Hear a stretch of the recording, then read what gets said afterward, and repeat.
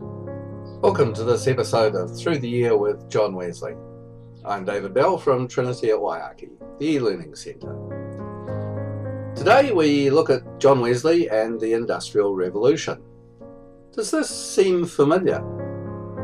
When I went to high school, we used to sit at desks like that, neatly arranged in rows.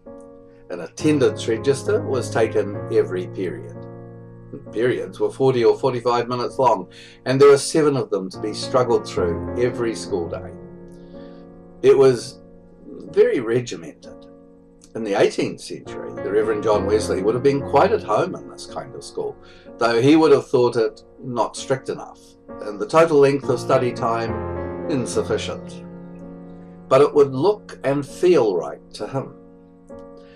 That's because the blueprint of school developed in his era has persisted into our era, and that's so around the world. And that educational blueprint in turn was the blueprint of the Industrial Revolution factories. Regimented, controlled, laid out according to plan, and horrible to work in. Concept of workplace health and safety? Non-existent back then, and that too has persisted. Today, child labour, slave labour, sweatshop conditions, and about 1 billion people on the planet Earth earning a living off about $2 a day.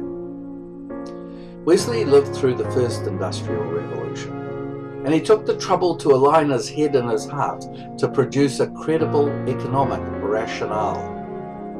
In the 1765 minutes of the annual conference, he asks, "Are our people good economists?" And he answers that the Methodist preachers should, in public and private, enlarge on economy as a branch of religion.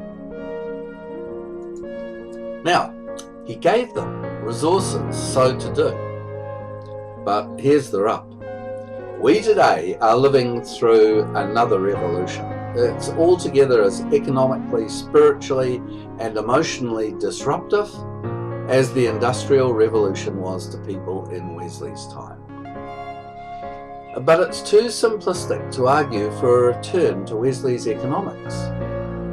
Never a mistake, of course, to return to the kind of compassion he showed for the poor and the economically enslaved.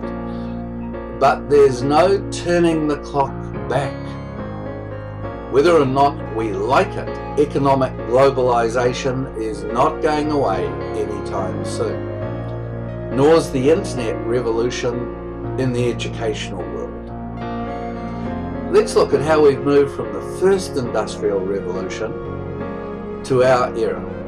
And after that, we'll return to consider what this means for Methodism in the 21st century.